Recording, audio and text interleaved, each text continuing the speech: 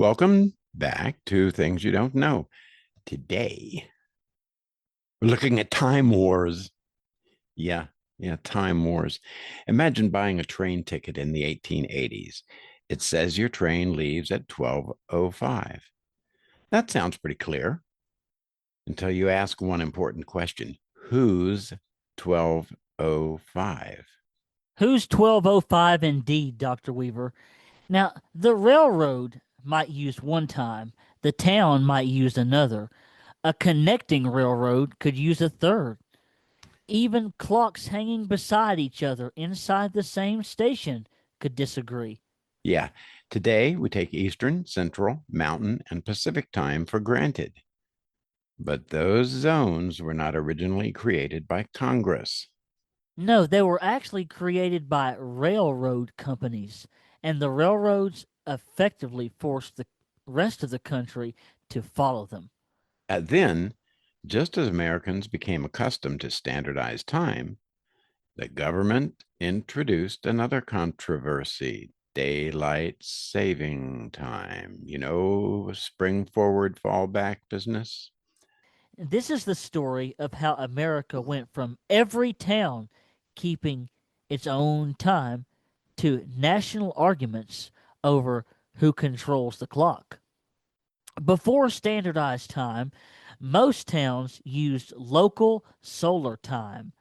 Noon was the moment when the sun reached its highest point in the sky at that location. That meant noon in one town might arrive several minutes before noon in another town farther west.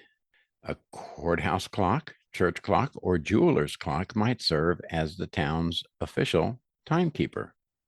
That system worked reasonably well when most people traveled slowly. If it took hours or days to reach the next town, a difference of several minutes did not create that big of a problem. Yeah, people scheduled their lives locally. Businesses opened according to the town clock.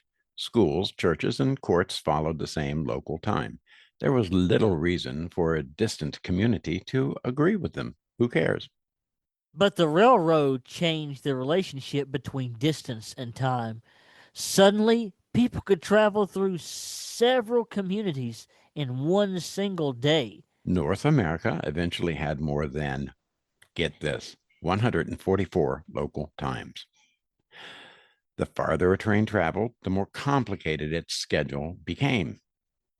A passenger could even arrive according to the destination clock at an earlier time than the clock had shown when the train departed. Nothing supernatural had happened.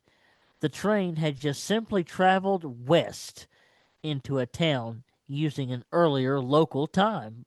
Yeah, railroads needed precision. Trains shared tracks, passed one another at designated locations, and depended on carefully timed connections. But railroad companies did not initially agree on a common system. Many used the time of the city where the company was headquartered. Others followed the time of a major city somewhere along the route. By the early 1880s, the railroads were still using dozens of different time standards. Large stations sometimes displayed several clocks, with each clock assigned to a different railroad. Passengers had to know which company's clock applied to their train. The confusion was inconvenient for passengers, but it could also be dangerous if dispatchers and train crews calculated movements using different tracks. Trains could miss their designated meeting points. Yeah, and that increased the risk of delays, missed connections, and collisions. A difference of 5 or 10 minutes might not matter to someone walking into town, but it could matter greatly when two trains were using the same section of track. Yes, or train crash. Yeah. Railroad employees began carrying specially regulated watches. Companies inspected those watches because reliable timekeeping had become part of railroad safety. The railroads could build tracks across the continent, but without a common clock, they could not operate those tracks efficiently. That is right.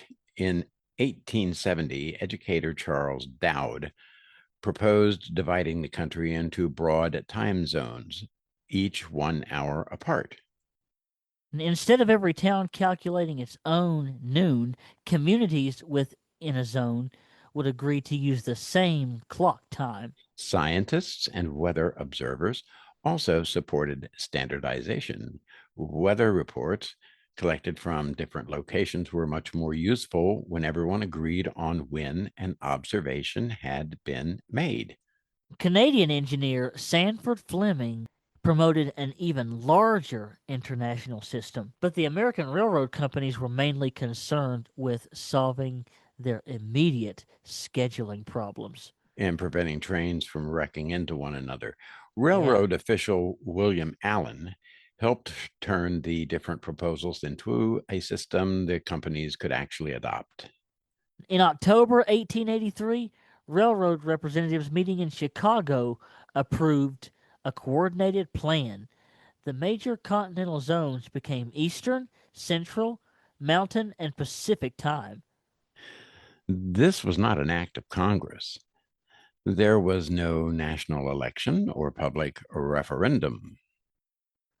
Private railroad companies had agreed among themselves to reorganize time across North America.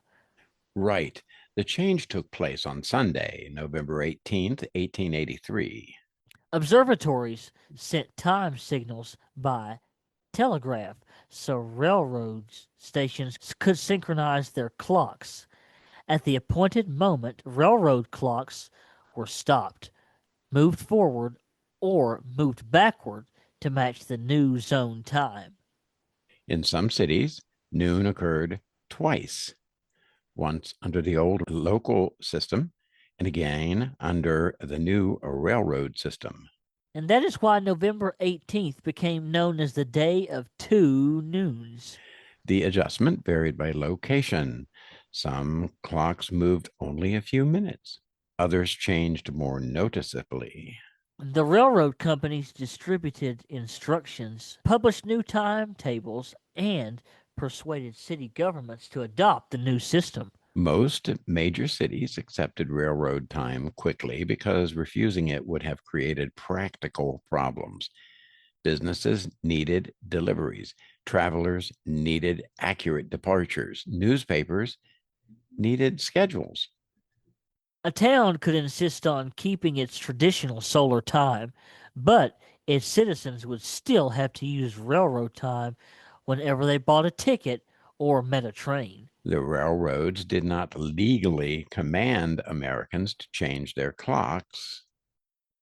They made refusing to change extremely inconvenient. Now, not everyone welcomed the change. Some people believed that noon should be determined by the sun, not by a committee of railroad executives. Others objected to the amount of power private corporations had acquired. Railroads were already influencing land development, commerce, and politics. Now they appeared to be taking control of time itself. An Indianapolis newspaper complained that people would soon marry, conduct business, attend church, and even die according to railroad time.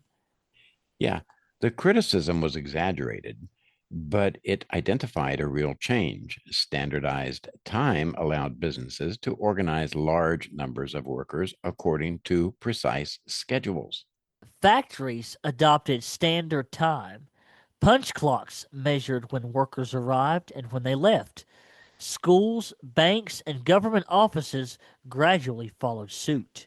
Yeah, for a while, some communities maintained both local time and railroad time. That created unusual legal disputes. In one case, a bartender accused of remaining open past the legal hour argued that he was following solar time and still had several minutes left. The court rejected the argument. Once governments and courts accepted standard local time, local solar time became increasingly difficult to defend. Standard time is not simply a better way to read a clock. It changed how Americans organized work, travel, and daily life. The railroad system worked so well that it became the country's unofficial time system, but it remained unofficial for 35 years. Congress finally passed the Standard Time Act on March 19th, 1918. The law placed standard time zones under federal authority. The act also introduced nationwide daylight saving time. Now, it is important to separate those two ideas here. Time zones divide the country geographically. Daylight savings time moves the clock within the zone, usually 1 hour forward during part of the year and 1 hour backward during another part of the year. Daylight saving was adopted during World War I. Supporters argued that shifting an hour of daylight into the evening would reduce the need for artificial lighting, save fuel, and give people more time to tend wartime gardens. But opposition grew rapidly, especially in agricultural areas. The usual claim is that farmers opposed daylight saving because cows could not understand clocks. The actual complaints were a little bit more practical. That's right, farm workers might arrive according to the new clock before morning dew had dried and before some work could begin. Banks, stores, and transportation services also closed earlier by the sun, reducing the useful part of the farmer's business day. Congress repealed the national daylight savings requirement in 1919. Right, but it did not repeal standard time zones. The railroad created framework remained federal law. Daylight saving time returned nationally during World War II from February 1942 until September 1945. The country observed year round daylight time, often called wartime. After the war, the federal requirement ended, and states and communities began making their own decisions again. The result resembled the confusion the railroads had confronted decades earlier. By 1965, 15 states observed daylight savings time statewide. 19 didn't observe it at all. And the remaining 16 states, the decision could vary from one community to another. Different places also changed their clocks on different dates. A traveler could drive only 35 miles between parts of Ohio and West Virginia and reportedly pass through 7 time changes. Wow, that's crazy. Yeah. Railroads had to print complicated schedules. Airlines, trucking companies, radio stations, and television networks faced similar problems. And Congress responded with the Uniform Time Act of 1966. It created nationally coordinated dates for daylight savings time while allowing states to exempt themselves if they wanted to. Yeah, the dates have changed several times. Since 2007, daylight saving time has begun on the second Sunday in March and ended on the first Sunday in November. And most of the United States currently observes daylight savings time, but Hawaii and most of Arizona remain on standard time all throughout the year. Several U.S. territories also do not observe it. Under federal law, a state may choose permanent standard time by exempting itself from daylight saving time. But a state cannot independently adopt permanent daylight savings time. That requires a change in federal law.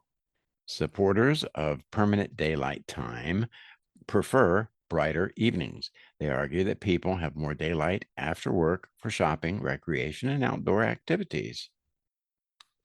Opponents point to darker winter mornings.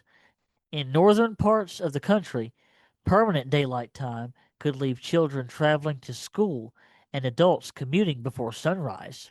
Permanent standard time would move daylight toward the morning and keep clock time more closely aligned with the sun.